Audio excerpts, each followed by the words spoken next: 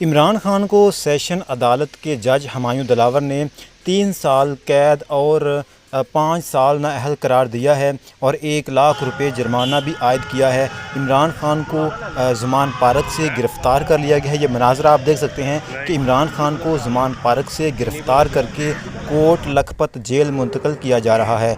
इमरान खान को गिरफ़्तार कर लिया गया है। ये मनाज़र जो है वो आप देख सकते हैं कि इमरान खान को गिरफ़्तार करके पुलिस जो है वो कोट लखपत जेल मुंतकिल कर रही है।